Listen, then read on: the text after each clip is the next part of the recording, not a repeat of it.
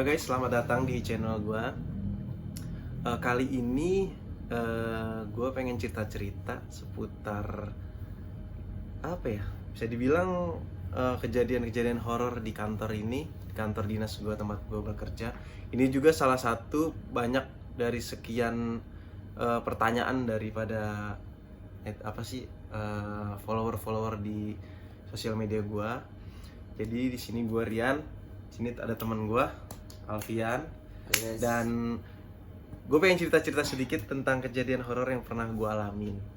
Jadi paling gue mau cerita, maksudnya gue mau nanya dulu ke temen gue nih, Ya, pernah ngalamin nggak kejadian horor di sini?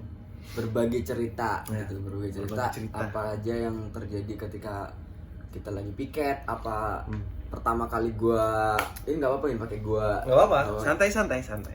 Ketika gua baru pertama kali dinas di dinas pemadam di sini gitu kan, itu apa aja yang terjadi, hal-hal yang mungkin di luar dugaan apa di luar nalar manusia yang normal gitu ya maksudnya. Ya kita cerita di sini. Ya. Oke. Jadi gue mau nanya nih, apa sih pengalaman pertama lu ketika masuk sini tuh ngerasain kejadian-kejadian gitu? Pertama kali apa nih yang lu lihat, yang lu rasain? Yang pertama kali gue rasain ketika di sini piket pertama kali itu waktu habis selesai orientasi itu piket, udah mulai ngerasain piket nginep. Itu pertama kali yang gue rasain adalah ada aura anak kecil itu. Kalau dulu kan gue tidurnya di barak atas, di lantai paling atas, lantai 3. Nah di situ pokoknya ngerasain hal yang kayak anak kecil ketawa, anak kecil nangis, terus kayak anak kecil lagi jalan. Soalnya kan lantai di atas itu kayak lantai dikasih apa ya namanya? Apa sih itu yang kayak di barak itu apa sih? Ya modelan kayak ini, apa sih? Lantai kayu ya, gitu, lantai nah kayu pokoknya gitu. dibuat kayak lantai kayu gitu. Dia tuh kayak jalan kan kayak kerasa gitu kan, kerak. Nah di situ anak kecil kayak lari-larian gitu kan. Nah, itu yang mungkin pertama kali gue rasain di sini. Nah, itu mungkin mereka juga beranggapan gini, pengen diakuin gitu, pengen diakuin kalau perkenalan kalau mereka tuh ada nih di sini gitu. Terus kayak ya salam perkenalan Ya, aja salam gitu kan perkenalan. buat Tahu. mereka sama gue gitu, meskipun ya gue nggak kaget gitu. Gue udah sering banget kayak gitu, meskipun ya apa ya, bingung sih kalau ngejelasinnya, susah. Ini dari diri sendiri munculnya, bukan dibuat-buat gitu. Jadi gitu. Pertama kali kejadian, bukan kejadian sih, pertama kali tahu Iya, dan tahu ya. mereka kenalin ke gua gitu kan. Kalau untuk itu kan lantai 3, emang sih lantai 3 banyak teman-teman juga yang mungkin punya kelebihan gitu, bisa merasakan kehadiran mereka.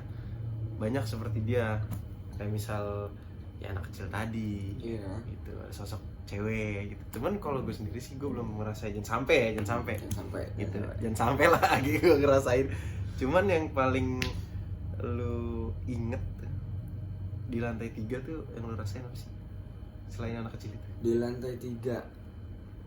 lantai 3 itu selain anak kecil ya, maksudnya selain anak kecil itu ada sosok bukan wanita remaja, bukan wanita tua ya, pokoknya seumuran lah sama gua. Itu mungkin ya temennya yang anak kecil tadi juga gitu. Nah, itu satu.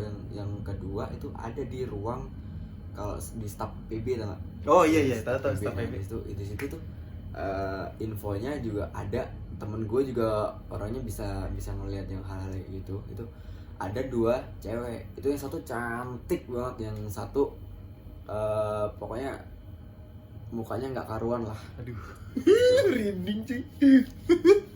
Terus pokoknya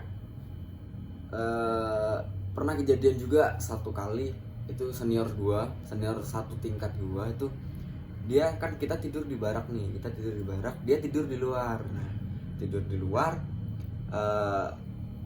pada suatu malam itu dia sendirian di luar tuh. Kebiasaan emang dia sendirian, cuma waktu mungkin hari apes tidak ada di kalender kali ya. Ketika dia bangun pagi-pagi tuh bajunya udah nggak ada, udah dilepas, nggak tahu sama siapa dilepas.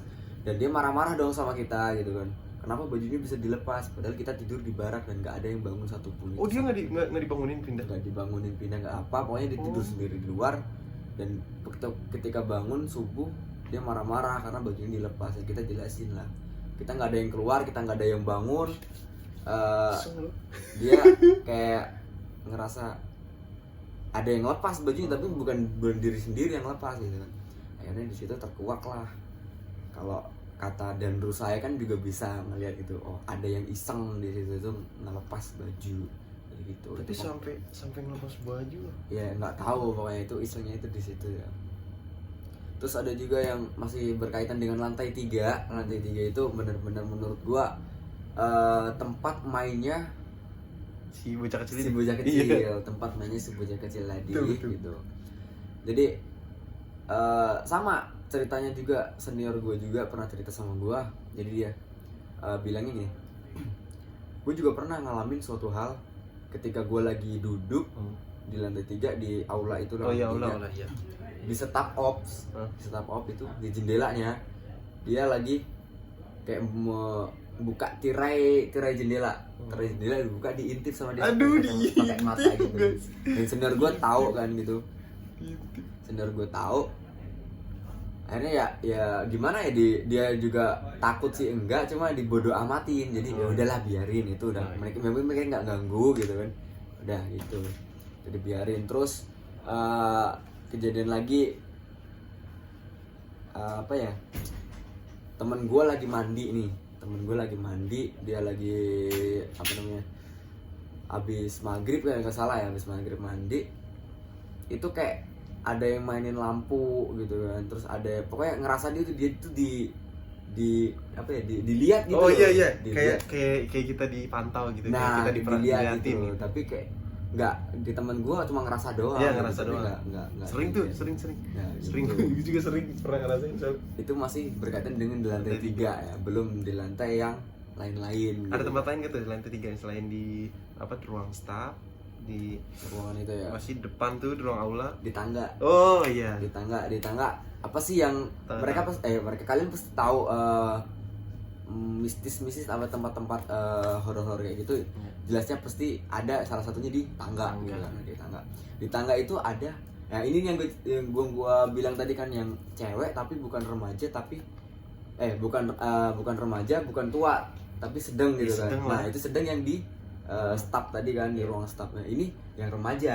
Yang sekitaran kayak mungkin masih umuran 14 sampai 12 tahun lah itu kan. Itu dia duduk di tangga.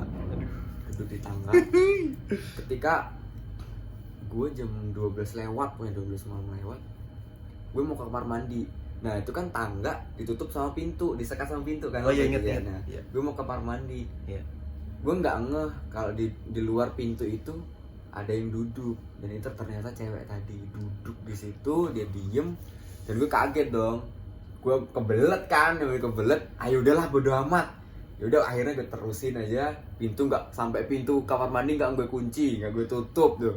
Lagi gue ayo udahlah, daripada nanti gue iya daripada gue kenapa-napa kan. Akhirnya gue balik lagi. Udahlah, baru besoknya cerita lagi sama Dandru saya, sama saudara-saudara, katanya ya emang ada gitu. Ya udah, berarti mereka tuh nunjukin kalau gue ada nih di sini gitu kan. Tapi sumpah sih pernah ngalamin sih, maksudnya kalau lantai 2 nih mau ke kamar mandi itu kan kita ngelewatin tangga dulu ya. Iya. Mau ngelewatin tangga itu kita kayak kita jalan aja itu kayak dia ngeliatin gitu, di atas kayak dia ngeliatin, tapi pas nggak ada. Itu perasaannya emang begitu. Iya, begitulah di setiap ruangan apa, di setiap kantor apa tempat itu pasti ada gitu kan. Dia masih di lantai 3 dan kita mungkin turun turun ke lantai bawah apa lantai dasar lah, maksudnya di bawah gitu, di lapangan gitu. Itu masih terkuak banyak banget hal-hal yang mungkin di luar dugaan. Itu lantai 3 ya guys. Ya, itu baru lantai 3 tadi openingnya, kita lantai 3. Nah, kita menurun ke lantai bawah. Masih sama dengan lantai 2 dulu. Ada tapi. Ada cerita. Ada. Nih, lantai 2 kalau lantai 2 gue jarang. Soalnya gue jarang ke lantai 2 gitu kan. Jadi waktu itu